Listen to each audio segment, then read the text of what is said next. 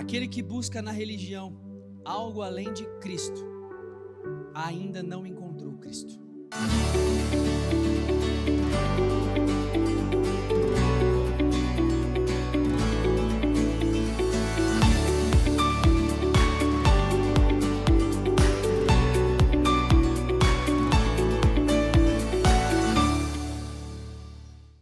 Muito bom ver vocês e que tenhamos uma noite abençoada em nome de Jesus. Vamos lá. Confesso que esse sermão ele nasceu de uma meditação minha, da minha leitura da Bíblia anual que eu faço. E como sempre, acredito que isso deve se repetir com todos, eu sempre deixo Levítico e Números como os últimos livros que eu vou ler no ano, porque são livros mais complicados e densos. E como sempre, a palavra ela sempre se renova e também nos surpreende. E eu meditando no livro de Números, quando eu estava lendo ali, algo saltou aos meus olhos, algo pulou aos meus olhos, e aquilo acendeu algo dentro de mim. E desde semana passada, desde quarta-feira mais específica, eu estou ruminando esse sermão, eu estou mexendo dentro das minhas entranhas ele, e eu acredito que o Senhor tem algo aqui para nós. Acredito que o Senhor quer falar algo aos nossos corações e nos ensinar também. Quando nós olhamos para a Bíblia, Salomão diz em Eclesiastes que tudo que se fez um dia vai se repetir. Ou seja, não existe nada novo debaixo do céu. O que aconteceu uma vez vai acontecer daqui 10, 15, 20 anos. Ou seja, tudo se repete. Os problemas de hoje são os problemas do passado. Os problemas que vemos na igreja de agora, os problemas que Paulo enfrentou na igreja também do passado. Então, a Bíblia, ela se repete. A Bíblia, o que aconteceu uma vez, ela acontece de novo. E muitas vezes, as histórias do Velho Testamento, elas servem como um pano de fundo para o Novo Testamento. As histórias do Velho Testamento, muitas vezes, elas servem como sombras de tudo aquilo que Jesus viria a fazer e representar. Paulo mesmo fala isso em uma das suas cartas, e ele diz que a questão dos dias, do dia de descanso, dos rituais, de tudo isso, eram apenas sombras diante de Cristo, ou seja, eram sombras do que haveria de vir. Então nós precisamos entender que a Bíblia, ela se repete. Nós vivemos um tempo que muito se fala do nome do Senhor. Se você abre as suas redes sociais, você vai ouvir muitas pessoas falando sobre Jesus, você vai ouvir muitas pessoas falando sobre Deus, você vai ouvir muitas pessoas, às vezes, mexendo e distorcendo o Evangelho e misturando com técnicas de venda, técnicas de persuasão, técnicas e mais técnicas e mais técnicas. É muito comum nós enxergarmos isso. É muito comum nós vermos coaches nos dias de hoje falar sobre Deus, falar sobre Jesus, mas o quanto temos de revelação de quem Jesus é. E aqui é o ponto-chave. Nós precisamos entender que para ter uma relação com o Senhor, não basta eu me simpatizar com o Evangelho. O Senhor não quer simpatizantes, o Senhor quer discípulos. O Senhor não quer pessoas que se simpatizem com Ele, o Senhor quer pessoas que são capazes de segui-lo. E o preço do discipulado é um só. Repita comigo, a cruz. Ou seja, não existe discipulado sem sacrifício, não existe discipulado sem renúncia, não existe discipulado sem você pegar a sua cruz e seguir Jesus. Ou seja, você vai precisar morrer para você mesmo. Você vai precisar morrer para o seu eu, para o seu ego, você vai precisar morrer para os seus desejos. O Evangelho não é para que você seja melhorado, o Evangelho é para que você morra e seja ressuscitado com Cristo. O Evangelho não é para que você melhore de vida, mas o Evangelho é para que você seja transformado de dentro para fora, principalmente uma mudança de caráter. Quando nós olhamos para as Escrituras, nós vamos perceber esse padrão. O Senhor não quer pessoas que apenas o seguem pelo que Ele pode fazer. O Senhor quer pessoas que queiram estar com Ele, que amam Ele, que desejam Ele. Você já deve ter ouvido falar sobre isso. Quantos relacionamentos que começaram por interesse deram certo? Você já deve ter até mesmo criticado.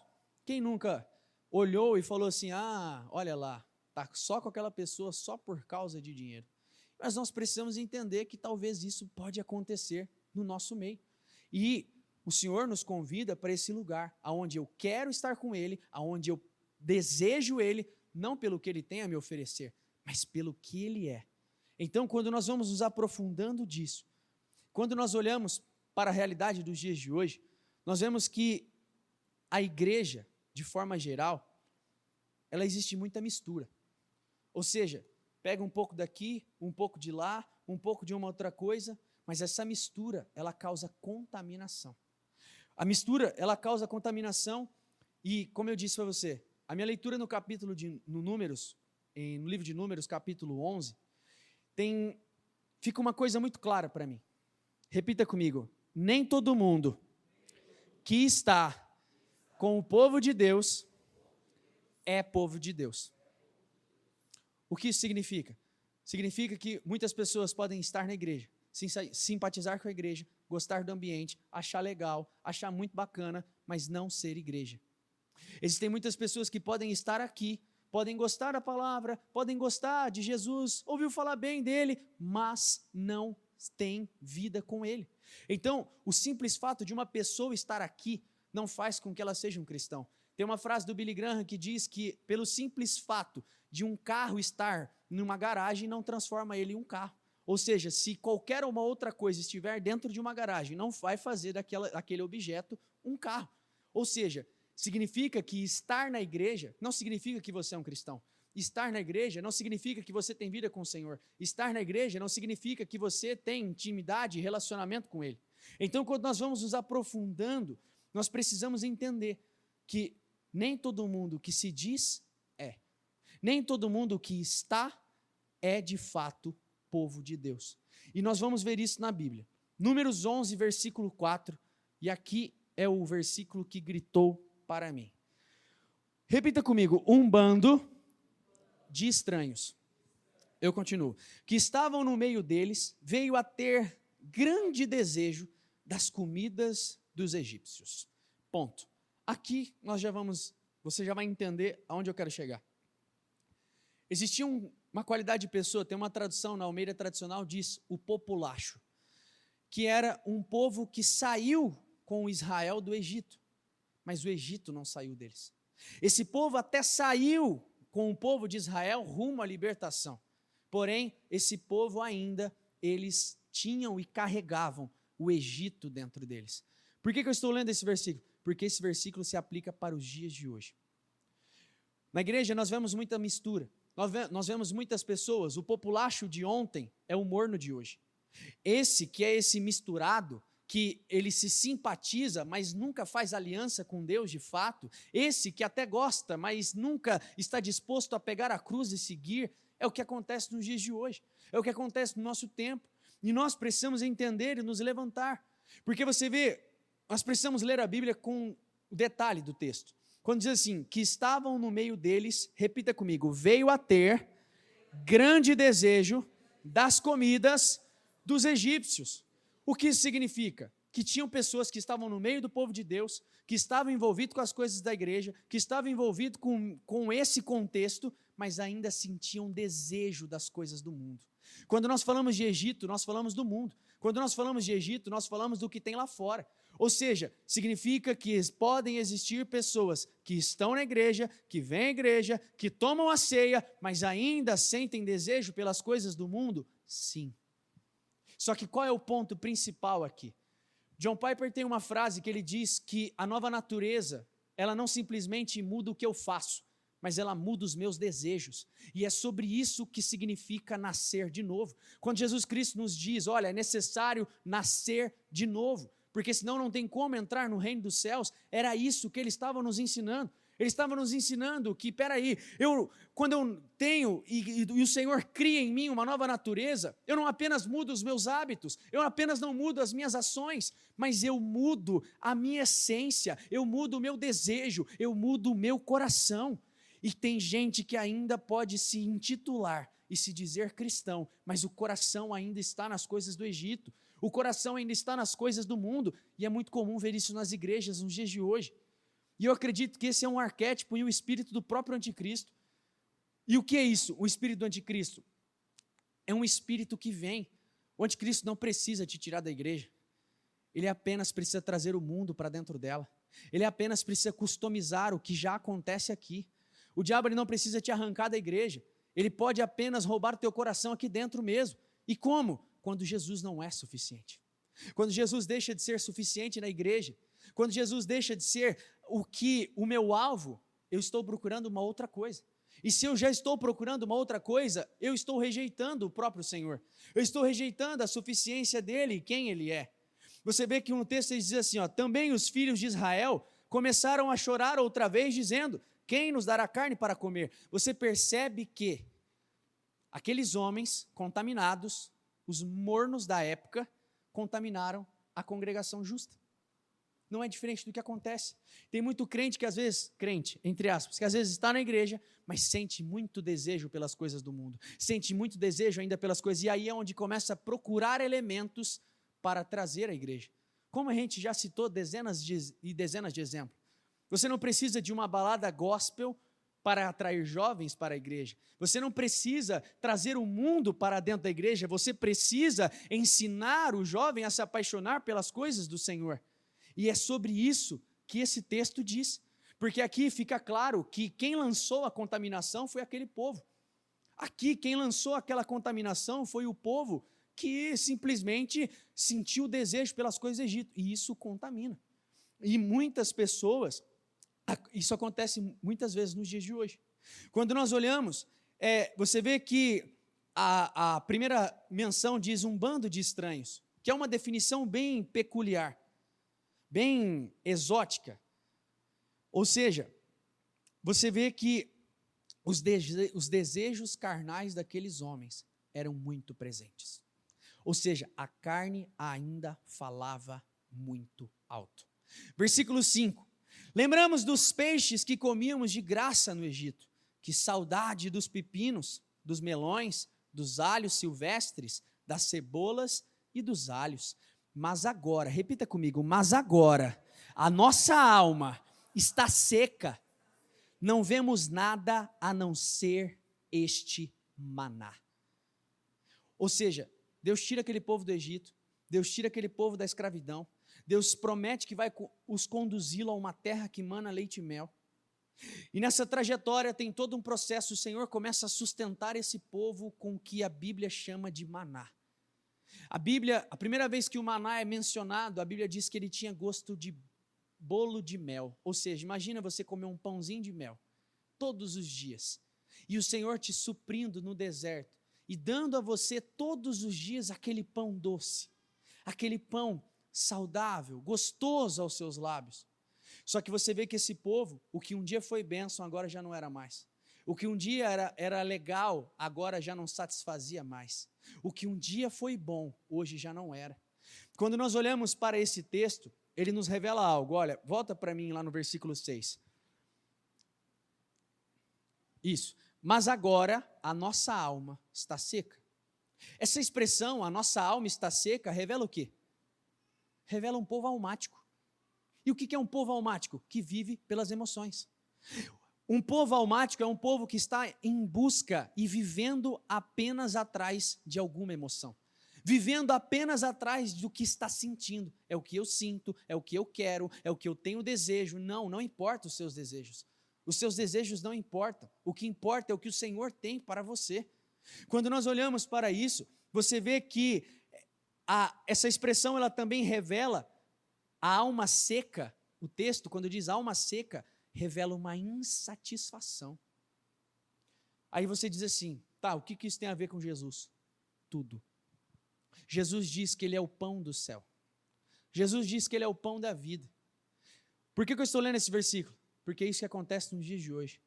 Muitas pessoas, elas dizem, minha alma está seca, e revelam uma insatisfação. Por quê? Porque Jesus não é suficiente. E quando Cristo não é suficiente, eu preciso de mais uma outra coisa. Quando Jesus não é suficiente, eu preciso de mais um outro subterfúgio. Nós precisamos entender que, e se hoje você não tivesse mais nenhuma garantia de nenhum tipo de bênção, de nenhum tipo de coisa, e que isso é a única recompensa da sua fé e do seu cristianismo era Cristo, você ainda o seguiria? Porque é para esse lugar que nós precisamos ir. Porque senão eu posso reduzir o evangelho a um lugar de recompensas materiais e terrenas. E ele não é sobre isso, ele envolve isso, mas ele não se trata só sobre isso. Nós precisamos entender que quando eu rejeito a Cristo, não necessariamente eu digo, Jesus, eu não quero você.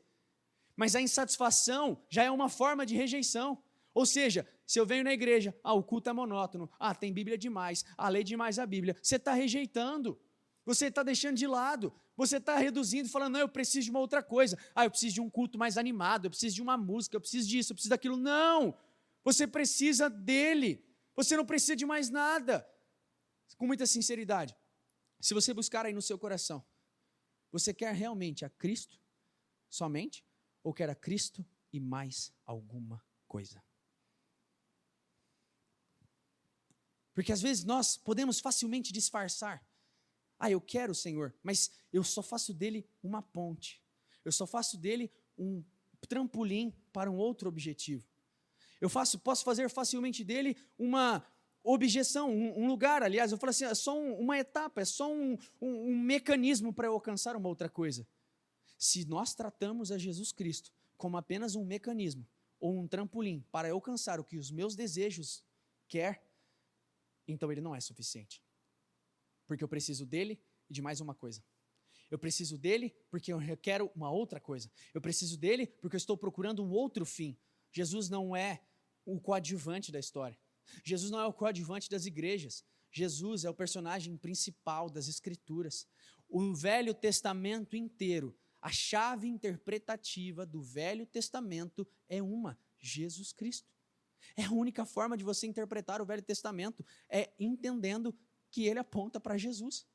Quando nós olhamos isso, você vê que essa expressão, a nossa alma está seca, revela a rejeição da suficiência de Cristo. O quanto Cristo é realmente suficiente. O quanto Cristo é realmente suficiente na minha vida. E quando eu digo suficiente, é mais ou menos assim. Se a sua alma está tão insatisfeita com tantas coisas, é porque talvez ainda ele não é suficiente.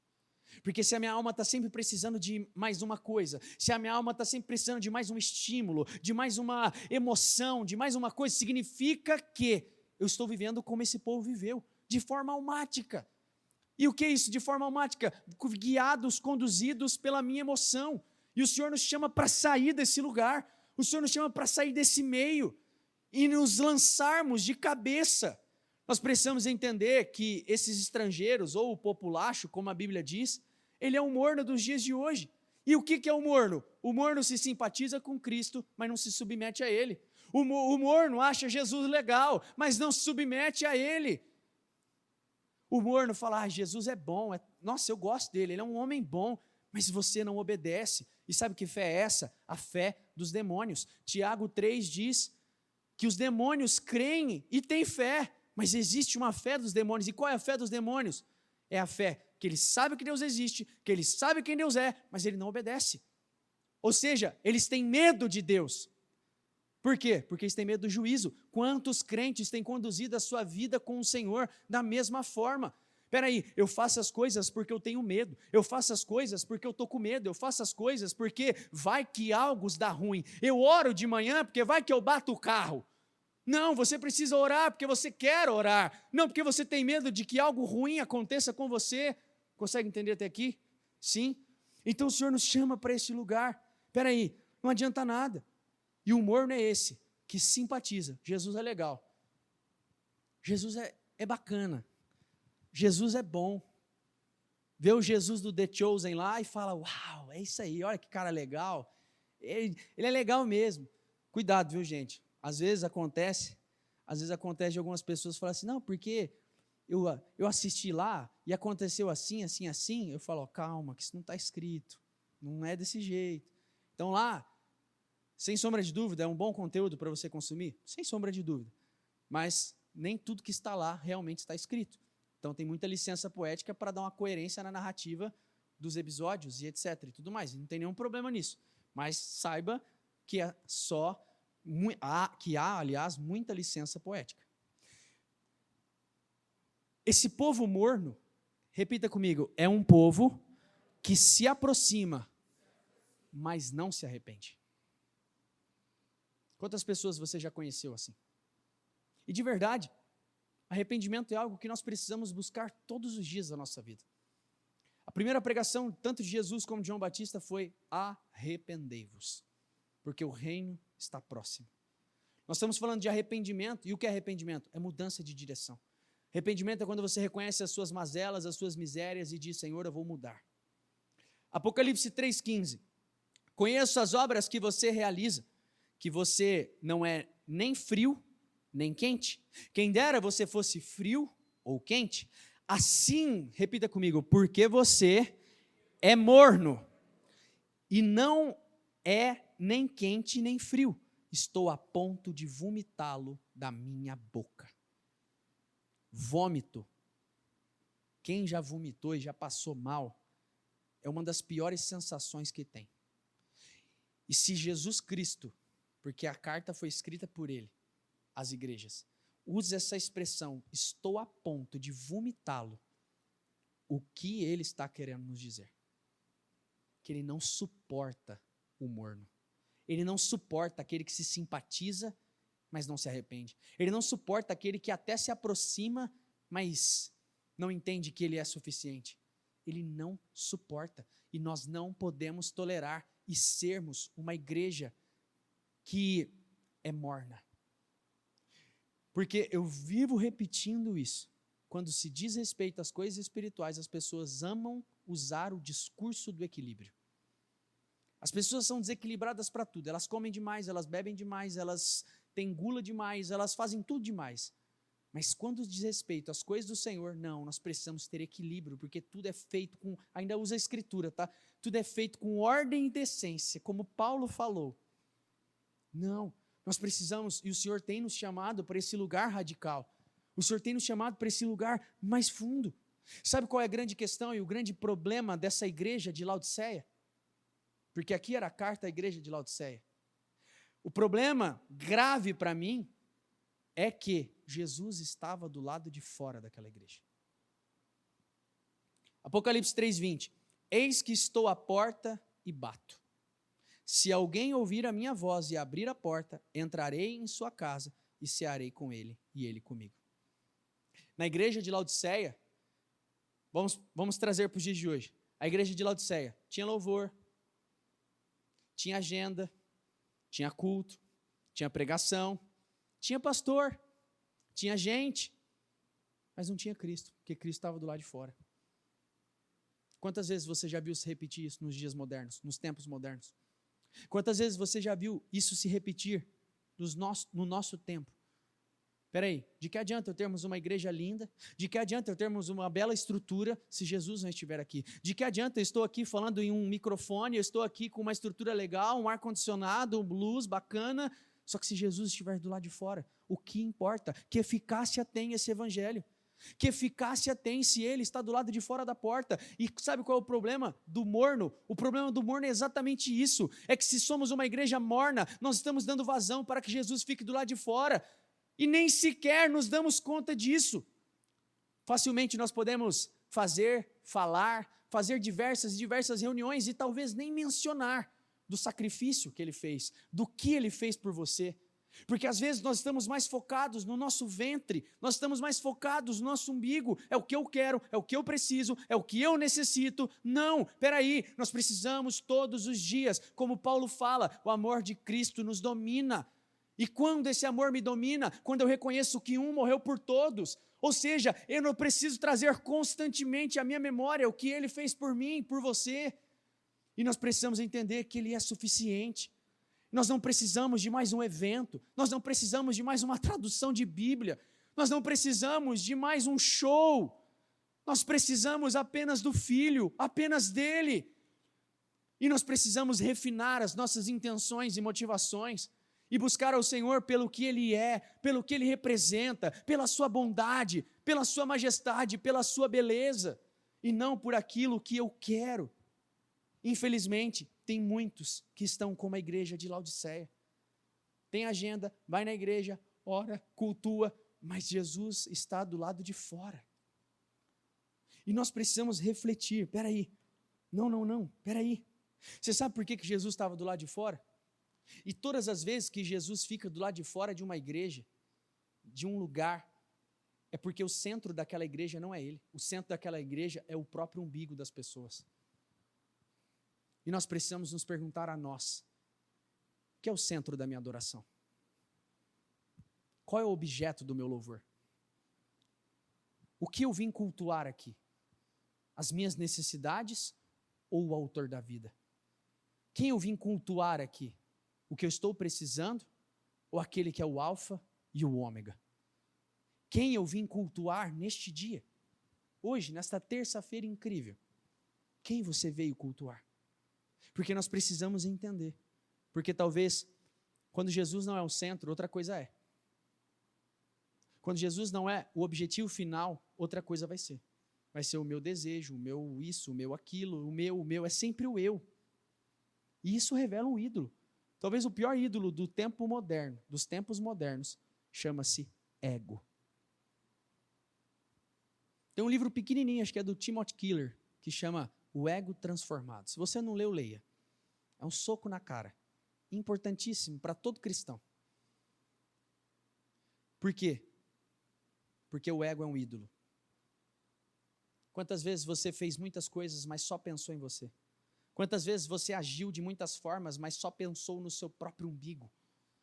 E se o que te motiva a estar, a buscar, a fazer é apenas você, o centro é você, o centro não é ele. O centro é uma outra coisa. Só que Paulo já tinha nos alertado e profetizado acerca disso. 1 Timóteo 4, versículo 1. Peço com insistência, ele falando a Timóteo, o seu filho na fé, que pregue a palavra, insista, quer seja oportuno, quer não. Corrija, repreenda, exorte com toda a paciência, repita comigo, e doutrina. Ou seja, palavra. O que eu estou fazendo aqui? Eu estou trazendo uma mensagem para você e te dando respaldo bíblico, e te ensinando, nos exortando, trazendo a consciência, o que? À luz das Escrituras, o que devemos e o que não devemos fazer. Como devemos conduzir e proceder na nossa vida, na nossa caminhada. Versículo 3. Pois virá o tempo, olha a profecia de Paulo, pois virá o tempo em que não suportarão a sã doutrina, pelo contrário, se rodearão de mestres, segundo, repita comigo, segundo as suas próprias cobiças. O que é isso? O que é uma pessoa que segue mestre segundo a sua própria cobiça? São mestres que dão aquilo que ele quer. Quantas pessoas você vê seguindo um evangelho que só tem a ver com passar a mão na cabeça, amaciar o pelo e dizer que vai ficar tudo bem, que você vai conquistar? Esse não é o verdadeiro evangelho, gente. O verdadeiro evangelho expurga e diz assim, você não é nada, você é um lixo, e por isso você precisa de Cristo. Por isso você precisa de um Salvador, porque você sozinho não conseguiria. Porque você sozinho não seria nada. Esse é o verdadeiro evangelho. Mestres, segundo as suas próprias cobiças, o que são? É quando eu procuro pessoas que vão pregar o que eu quero ouvir. É quando eu procuro pessoas que vão falar o que é gostoso aos meus ouvidos. É quando eu procuro doutrinas que não me confrontam, mas apenas me fazem, porque você vai dar tudo certo. Não, querido, não vai. Não vai, não caia nisso, isso é balela. Paulo profetizou isso. Ele disse isso lá no início, ele falou isso para Timóteo. Aí, nós precisamos entender, Paulo ele nos alertou sobre esse tempo, e o fato deles se rodearem desses mestres segundo a sua própria cobiça, sabe o que revela? Que o centro não é Cristo, que o centro é Ele. Porque, eu sigo alguém que vai me ensinar algo de acordo com a minha cobiça, ou seja, de acordo com o que eu desejo. Qual é o centro desse evangelho? Qual é o centro do ensino desse mestre? Será que o ensino desse mestre é realmente sobre esse Jesus pregado na cruz? Ou o ensino deste mestre se trata sobre as minhas cobiças? Se trata sobre o que eu desejo? Versículo 4, eles se recusarão a dar ouvidos à verdade. Quantas pessoas gostam de ouvir palavras como essa? Eu sei que não é fácil de ouvir, mas eu não posso deixar de falar. Eu não posso deixar de pregar aquilo que o Senhor tem queimado no meu coração. Quantas pessoas gostam de ouvir mensagens como essa? A grande parte não gosta. E eu não estou aqui para te agradar também.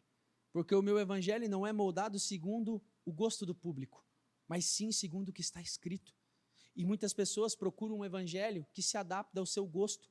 E se eu procuro um evangelho que se adapta ao meu gosto, eu estou procurando um bezerro de ouro que eu forjo segundo o que eu quero, segundo o que eu desejo, segundo o que mais apraz o meu coração. Você consegue entender até aqui?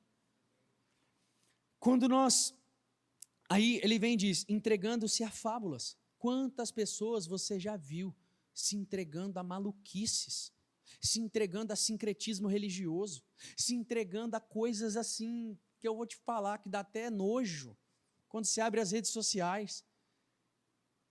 De verdade, vou ser muito sincero, tem coisa que às vezes as pessoas elas até chamam de profecia, mas não tem nada de profecia, é espírito de adivinhação, gente. Se você me perguntar, Guilherme, você acredita nos dons do Espírito? Total. Você acredita em palavra de conhecimento? Total. Você acredita em profecia? Total. Acredito, creio. Só que tem coisa que não tem nada a ver. Tem coisa que é espírito de adivinhação. Sabe por quê? O espírito da profecia é o testemunho de Jesus. Ou seja, se uma profecia ela não aponta para Cristo, não aponta para a sua retidão, não aponta para a sua justiça, não aponta para quem Ele é, não aponta para a beleza dEle, é falso profeta. O que você vai ganhar? Peraí, e a profecia genuína, ela é para a edificação do corpo de Cristo, para o crescimento da igreja, para o fortalecimento da igreja.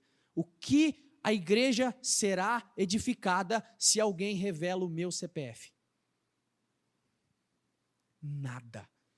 E isso, por que eu estou citando isso? Não é para ser polêmico, não. Estou citando isso porque isso são essas fábulas que Paulo está falando.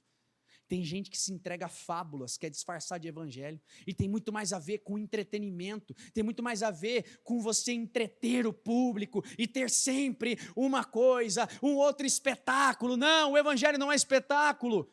O evangelho verdadeiro, aquele verdadeiro centrado em Jesus Cristo, ele é sobre cruz, ele é sobre renúncia.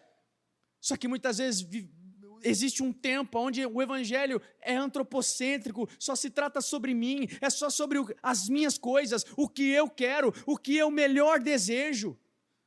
Não, o Senhor está nos chamando para o outro lugar, o Senhor está nos chamando para esse profundo. Filipenses 3,18, pois muitos andam entre nós, ou seja, Paulo está falando desses que estavam no meio dos crentes, dos quais repetidas vezes eu lhes dizia, e agora digo até chorando, que são, repita comigo, que são inimigos da cruz de Cristo. Espera aí, parece louco o que Paulo está falando. Tem gente, vamos traduzir, tem gente que está na igreja, mas é inimigo da cruz de Cristo? Sim. Tem gente que está na igreja, mas é inimigo de Jesus? Sim. Por quê? Você se torna inimigo de Jesus todas as vezes que você rejeita Ele. Você se torna inimigo de Jesus todas as vezes em que Ele não é suficiente. Você se torna inimigo dEle todas as vezes que você precisa dEle e de mais uma outra coisa. E eu não estou falando sobre suas necessidades, até porque o pedir é bíblico. O Senhor fala, pedir e recebeis. Todo aquele que pede, recebe, o que busca, encontra, o que bate, a porta se abre.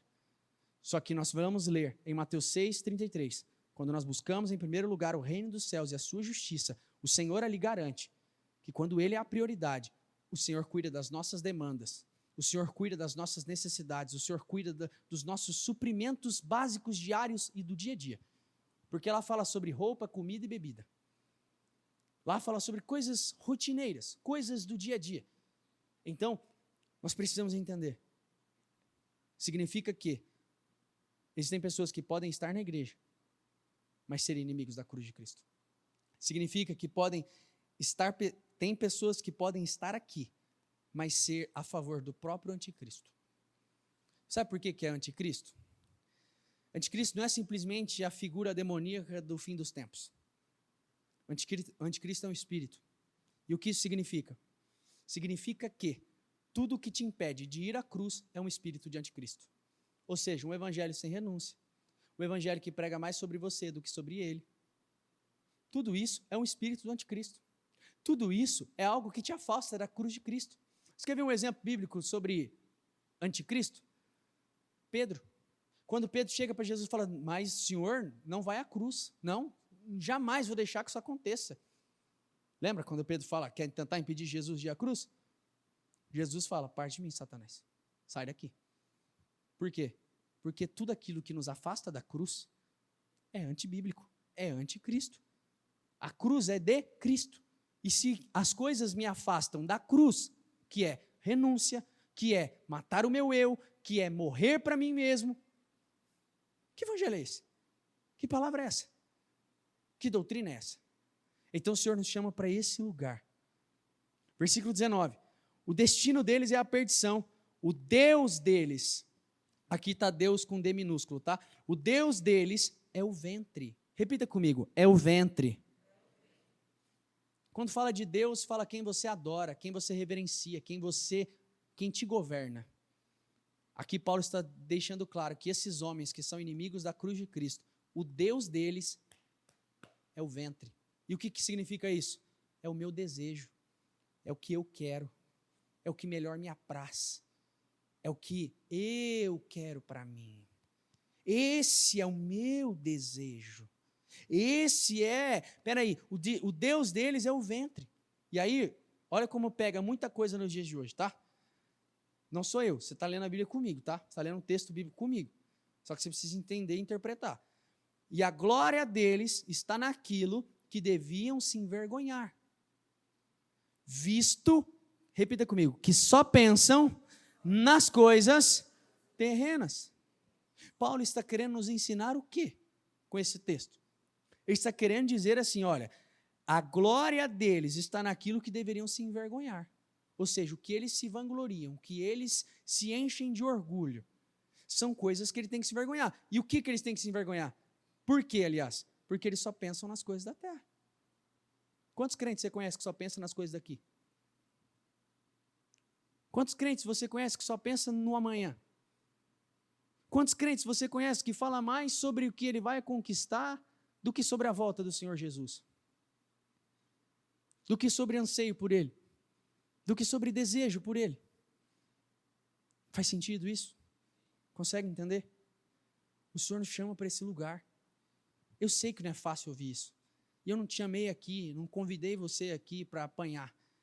Mas eu convidei você para que seus olhos sejam abertos, para que você veja a revelação do Filho, para que você compreenda que Ele é suficiente em nossas vidas, que não preciso de mais uma outra coisa, eu não preciso de mais um evento, eu não preciso de mais um show, eu não preciso de mais nada, eu não preciso de mais um culto dopaminérgico, que mexe com a minha dopamina, que mexe com as minhas recompensas imediatas. Não, nós precisamos do Filho.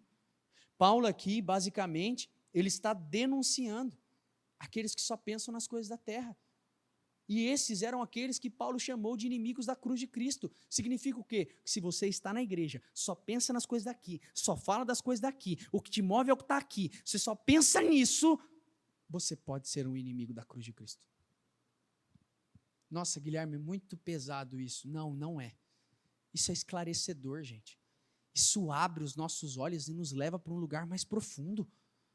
Espera aí, o Senhor está nos chamando. Que tipo de Cristo nós temos seguido? Que tipo de Jesus nós temos amado, desejado? Um Jesus que eu moldei segundo o que eu quero? Ou aquele Jesus da Bíblia, esse aqui? Paulo aqui, basicamente, ele está definindo o antropocentrismo, que é o homem no centro. Então, o Deus que ele cita, o ventre, são os desejos pessoais. Segundo, a glória é o ego. E o pensamento na terra. Ou seja, o pensamento, só penso aqui e não penso nas coisas do céu. E aí Paulo vem para combater isso, olha o que ele diz, versículo 20. Pois a nossa pátria está nos céus, de onde também aguardamos o Salvador, o Senhor Jesus Cristo. Aí na sequência ele fala, o cujo qual transformará o nosso corpo mortificado, enfim, e nos dará um corpo glorioso. A sequência do texto é essa. O que Paulo está falando? Peraí, enquanto tem muitos que estão pensando só aqui, eu estou pensando lá, Eu estou pensando como ele fala em Colossenses, eu penso nas coisas do alto, no que é bom, no que é de boa fama, naquilo que dá louvor. Nessas coisas pensai. Paulo nos chama para esse lugar.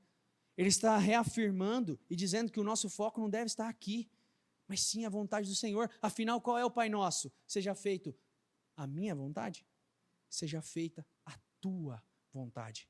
Venha o meu reino. Não, venha o teu reino. Só que muitas vezes nós queremos que seja o nosso reino, a nossa vontade, o que eu quero. Pensa que assim, um homem fracassou no jardim, que foi Adão. Mas um homem também passou aprovado também em um jardim, onde ele fez esta oração: contudo, que seja feita a tua vontade.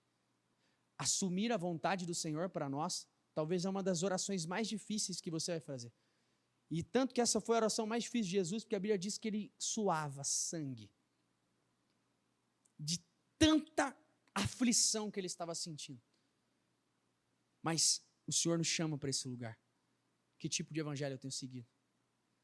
2 Coríntios 11, 3.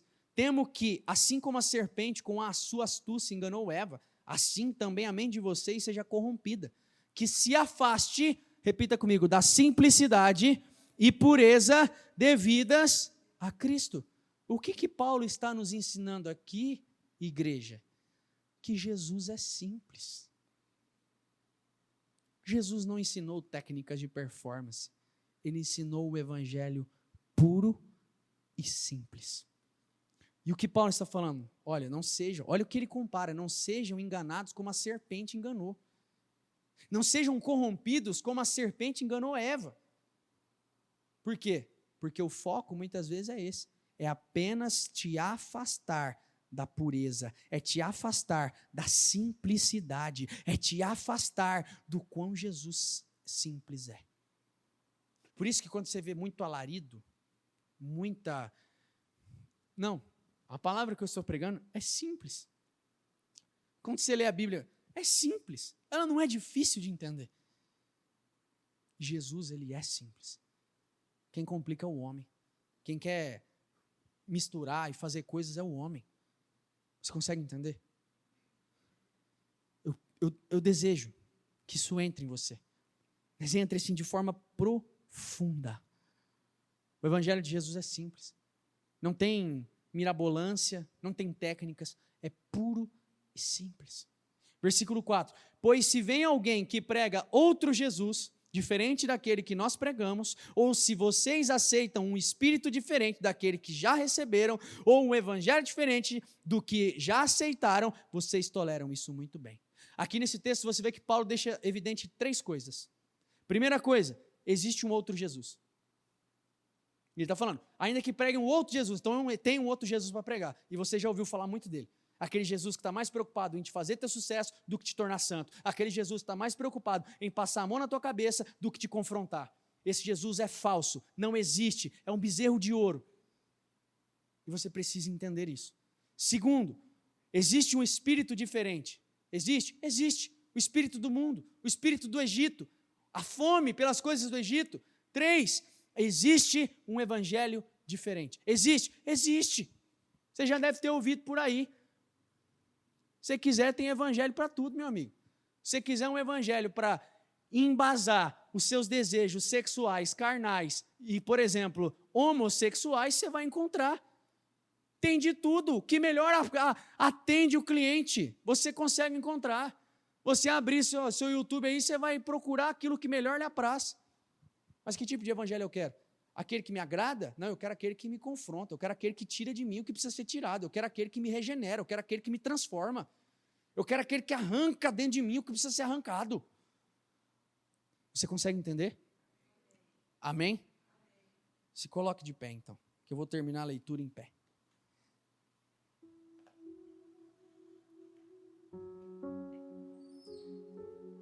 Qual que é o problema do evangelho antropocêntrico? É que ele entrega o que o cliente quer. Por isso que o evangelho que eu tenho te pregado aqui não tem a ver com o que você quer ouvir, tem a ver com o que está escrito. Por isso que essa palavra que eu estou pregando a você não tem a ver com emoção, não tem a ver com sentimento. Não tem nada a ver com isso. Nós precisamos entender que a rejeição do maná no deserto aponta justamente para esta igreja Que igreja? Uma igreja onde Cristo está do lado de fora. Uma igreja onde Cristo está do lado de fora. Tipologicamente, quando esse povo rejeita o maná no deserto, eles estavam rejeitando o próprio Cristo. E esse é o centro dessa mensagem. Ah, mas eu não rejeitei Jesus. Mas pelo simples fato de existir uma insatisfação em você no que diz respeito a um culto, por exemplo, talvez já mostre a sua rejeição dele. Mas é muito duro isso, Guilherme. Mas é transformador, não é? Eu sei que é duro, porque antes de cortar aí, corta aqui. Mas nos transforma, nos muda. O Evangelho é um espelho que eu olho e vejo a quem eu sou verdadeiramente. E quando eu pratico, eu vou sendo transformado. Mas quando eu não pratico, é como se eu visse os meus defeitos no espelho e me esquecesse deles, como Tiago disse. O Senhor nos chama para esse lugar. O maná aponta para Cristo. O maná aponta para Jesus. E quando o povo rejeita o maná no deserto, porque estava com o desejo das coisas do mundo, eles estão rejeitando o pão da vida. João 6:33, aliás, 35. Jesus respondeu: eu sou o pão da vida. Ele está falando isso no contexto que ele está explicando, ele está interpretando o que é o maná. E ele diz, Jesus respondeu: eu sou, repita comigo, eu sou o pão da vida. Quem vem a mim jamais terá fome, e quem crê em mim jamais terá sede. Sabe o que Jesus está nos ensinando aqui? Quando ele fala de fome, ele fala de satisfação. O quanto estamos satisfeitos nele? O quanto estamos satisfeitos apenas na pessoa dele? O quanto estamos satisfeitos apenas com ele? Vou repetir a pergunta que eu fiz no início do culto. Se você não tivesse mais nenhuma recompensa do que você faz, se acabasse hoje,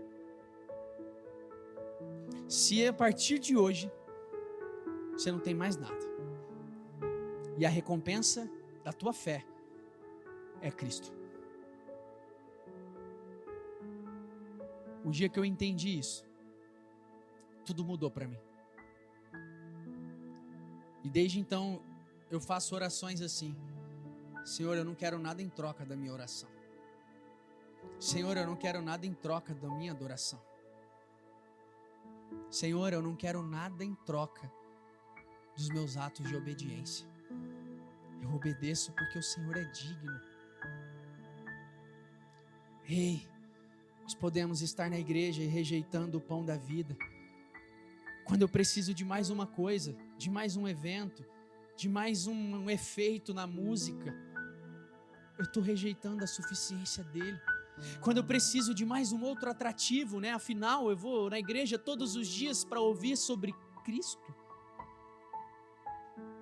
Eu estou rejeitando ele. Eu estou rejeitando a sua suficiência. Eu estou rejeitando quem ele é. Números 11:6. Mas agora a nossa alma está seca, não vemos nada a não ser este maná. Sabe qual é o problema da rejeição de Jesus nos dias de hoje? Ela é silenciosa. E às vezes brota no teu coração e você nem percebe. Silenciosamente ela nasce com o quê? Insatisfação. A insatisfação, eu digo a você, que pode ser a raiz da rejeição. E quando eu estou insatisfeito e eu preciso de mais uma coisa, talvez isso mostre uma insatisfação interna. Porque Jesus está falando isso: olha, eu sou o pão da vida. Se você come Você nunca mais vai ter fome. O que ele está falando? Se você prova de mim, que sou o pão da vida, você está satisfeito, você está pleno. Mas a pergunta é, se nós temos a Cristo, se Ele é o nosso Senhor e nosso Salvador, o porquê ainda estamos tão insatisfeitos? Porque se Ele é aquele pão que eu como e não tenho mais fome de nada, porque ainda nós temos apetite para tantas coisas, porque ainda nós temos apetite para tantas outras coisas, e estamos deixando de lado aquilo que importa, estamos deixando de lado o Cristo, o Messias, o Salvador, aquele que foi à cruz por você e por mim. Peraí, o Senhor está nos chamando nesse lugar. A igreja moderna, ela rejeita Cristo.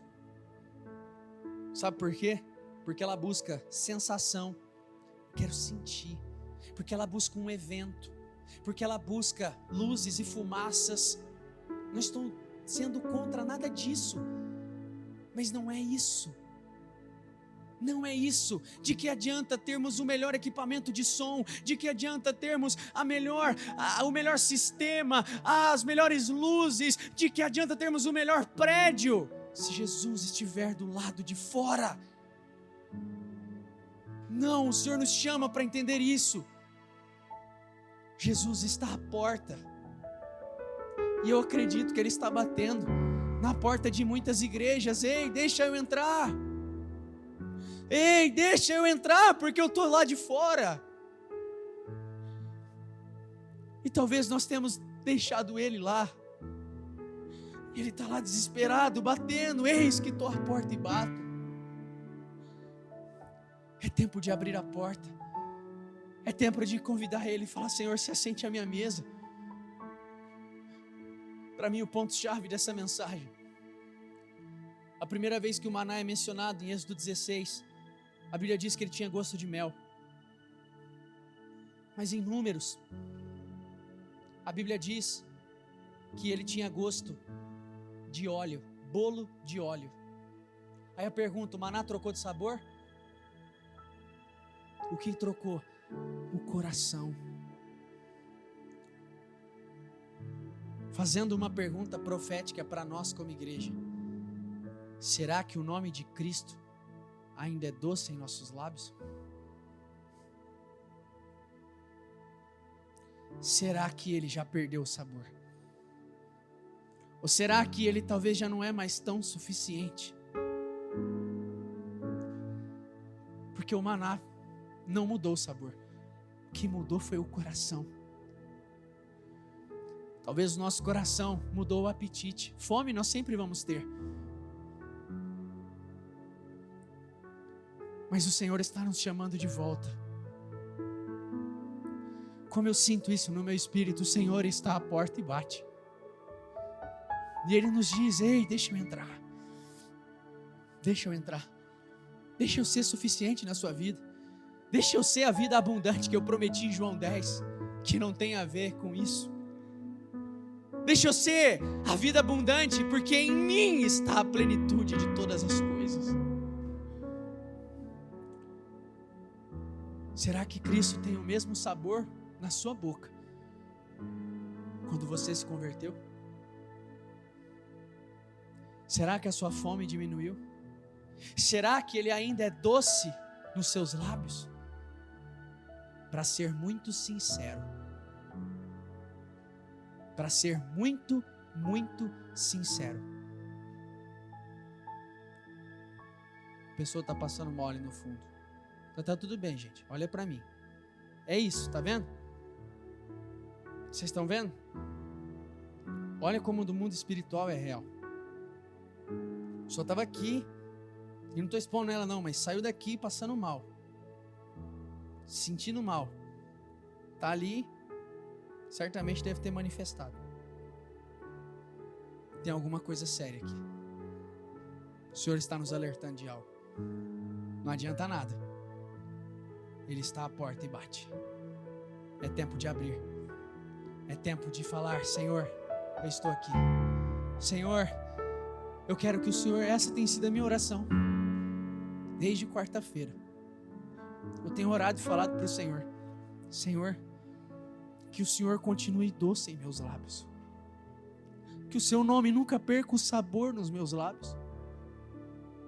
Sabe por quê? Porque eu vejo muitas pessoas em que ele já perdeu o sabor. O maná não mudou de gosto. O que mudou foi o coração. O Senhor nos chama para esse lugar, com seus olhos fechados. Essa oração é sua. Eu não tenho nada para te dizer mais, apenas o que ele disse em Apocalipse: eis que estou à porta e bato. Eis que estou à porta e bato. Eis que estou à porta e bato. Eu não tenho mais nada para te dizer. Eu apenas estou aqui. Eu apenas estou aqui. Então o que o Senhor nos diz hoje, o que é? Talvez o que o Senhor nos diz é o que está escrito em Apocalipse 2. Lembre-se de onde caiu. Volte ao primeiro amor. Arrependa-se. Volte àquele doce. Que Cristo continue sendo doce em nossos lábios. Que Jesus continue sendo doce dentro de nós. Que quando falarmos dele, venhamos falar com paixão, e não olhando para ele como um trampolim, mas que venhamos falar com desejo, que venhamos falar com anseio do nosso amado, que venhamos falar com aquele apreço daquele que morreu por nós. Então diga isso ao Senhor. Fala: Senhor, eu estou aqui e eu quero, Senhor. Eu quero, meu Deus, eu quero, Senhor, eu quero. Meu Deus, eu oro, eu começo essa oração, Senhor, te dizendo: tem misericórdia de mim, Senhor. A começar por mim que estou aqui acima. Tem misericórdia de mim, Senhor. Tem misericórdia de mim. Meu Deus, e que o seu nome continue sendo doce nos meus lábios. Que o seu nome continue sendo doce na minha boca. Que o Senhor continue com o mesmo sabor, meu Deus. Ah, Senhor, nos leva para este lugar, nos leva para este lugar profundo, nos leva para este lugar de intimidade, porque nós queremos mais do Senhor, nós queremos mais, Senhor, nós queremos mais. Em nome de Jesus, diga isso a Ele, diga isso a Ele. Lembre-se, quando o povo rejeitou o maná, o Senhor enviou serpentes que picavam eles e eles morriam. E Moisés precisou levantar uma serpente de bronze que já apontava para Cristo. E esse é o nosso clamor no dia de hoje. Cristo precisa ser levantado, Ele precisa ser erguido no lugar que é digno dEle, no lugar que é dEle. Então diga isso, fala: Senhor, eu estou aqui e eu quero mais, Senhor. Eu quero mais, Senhor. Tem misericórdia de mim. Tem misericórdia, meu Deus, da minha vida. Tem misericórdia, Senhor, dos meus erros. Tem misericórdia, meu Deus, das vezes em que o Senhor perdeu o sabor. Tem misericórdia, Espírito Santo. Tem misericórdia de nós. Aleluia, aleluia. Isso, essa oração é sua. Rasga o seu coração. Talvez ele já não tenha o mesmo gosto, talvez ele já não tenha o mesmo sabor, mas ele não mudou. Eu sou o mesmo ontem, hoje e serei eternamente. Então talvez foi o seu apetite, foi a sua fome que diminuiu. Então diga isso ao Senhor. Fala: Senhor, eu estou aqui e eu te desejo, amado. Eu quero, Senhor. Aleluia, aleluia. Aleluia, diga isso a Ele. Fala: Senhor, eu estou aqui e eu quero mais, Senhor. Eu quero mais do Teu Espírito, eu quero mais da Tua presença. Eu quero, Senhor, eu quero. Se você caiu, se você se arrepende, se você sabe que abandonou o primeiro amor, aquela paixão, então volte e diga: Senhor, eu estou aqui, em nome de Jesus. A nossa oração é essa: Senhor, não permitas que o Teu nome perca o sabor em nossos corações. Não permita, Senhor. Essa é a minha oração, meu Deus. Essa é a minha oração pela igreja. Essa é a minha oração pelo nosso tempo. Meu Deus, que o Senhor nunca perca o sabor. Meu Deus, que o Senhor nunca venha perder o gosto em nossos corações. Porque nós te amamos, Senhor. Porque nós te amamos. Aleluia. Aleluia. Diga isso a Ele.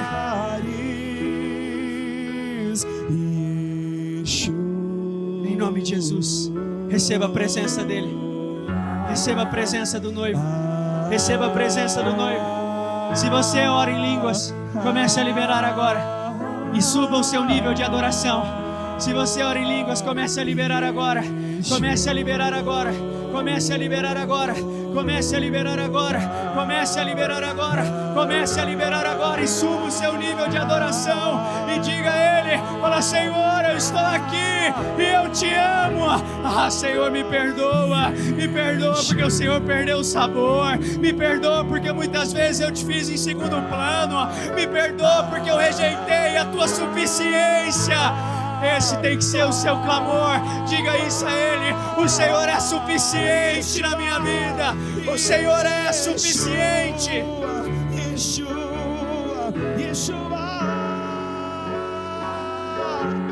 Com seus olhos fechados,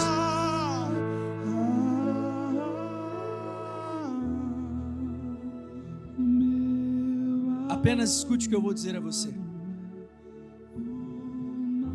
Que Cristo nunca se torne comum. Que o pão da vida nunca seja desprezado. Que jamais venhamos precisar de uma outra coisa. Que o nosso coração permaneça fascinado e apaixonado por Ele. Que nunca caiamos no espírito do morno.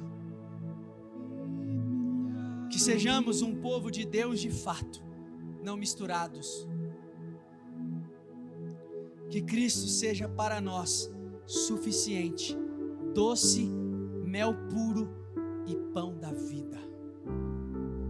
Coma desse pão hoje nessa noite. Coma desse pão hoje nessa noite. Diga isso a Ele. Fala: Senhor, eu quero mais do Senhor. Eu quero mais do Senhor. Eu quero. Diga isso a Ele. Em nome de Jesus. O que você veio adorar hoje? Não foi o Filho? Então diga isso a Ele. Fala: Senhor, eu estou aqui. Fala: Senhor, eu estou aqui. Eu estou aqui. Eu estou aqui. Eu estou aqui. Eu estou aqui. Eu estou aqui. Diga isso a Ele. Fala: Senhor, eu estou aqui e eu quero mais do Senhor.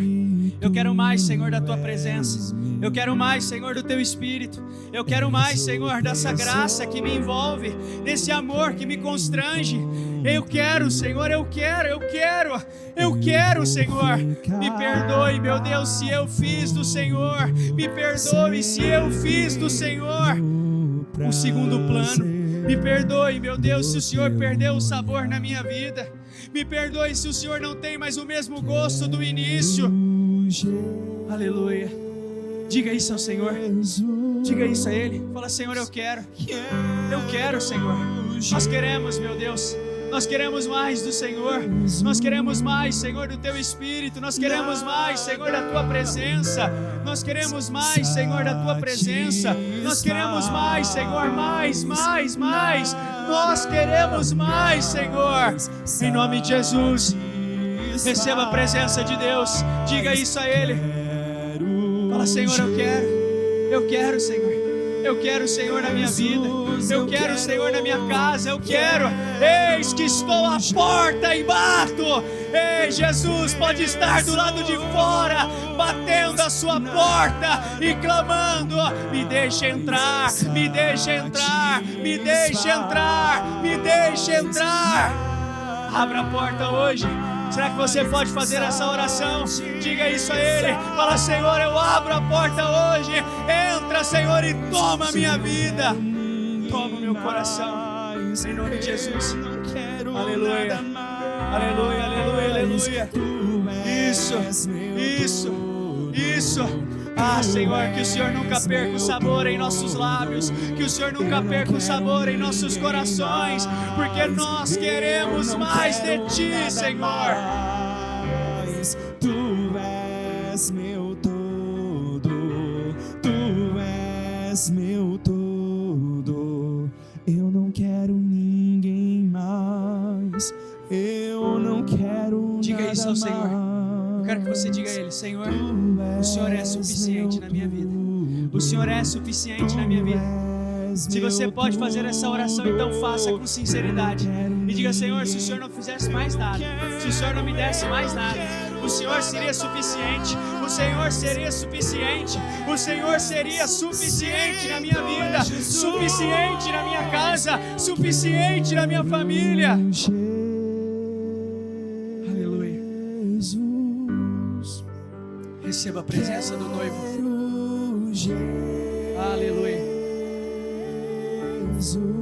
Aleluia. Nós chamamos, Senhor. Nós chamamos. A começar por mim. Tem misericórdia de mim, Senhor.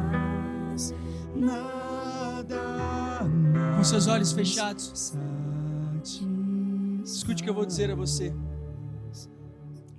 Tem uma frase do Agostinho que ele diz assim: aquele que busca na religião algo além de Cristo ainda não encontrou Cristo. Porque quando o encontramos, as nossas necessidades são supridas. Sabe por quê? Porque eu encontrei o pão da vida. Porque eu encontrei aquele que a minha alma é satisfeita. Porque eu encontrei aquele que é suficiente para mim, para a igreja, para o corpo, para as nações. Que Cristo seja suficiente em nossos lares. Que Cristo seja suficiente em nós. E que eu e você estejamos mais satisfeitos nele. A verdadeira satisfação e prazer está nele, não em qualquer outra coisa. Em nome de Jesus. Estenda suas mãos para cá. Senhor, eu abençoo a vida dessas pessoas. Eu peço a tua bênção, teu favor, a tua unção sobre elas. E que elas saiam daqui, Senhor, cheias de glória, cheias de desejo. Meu Deus, e a minha oração é que elas saiam daqui mais apaixonadas por quem o Senhor é e pela sua pessoa. Eu abençoo a sua vida, eu abençoo a sua casa, e que você saia daqui cheio de unção e cheio de desejo por esse Cristo irresistível, em nome do Senhor Jesus. Você crê nisso? Amém?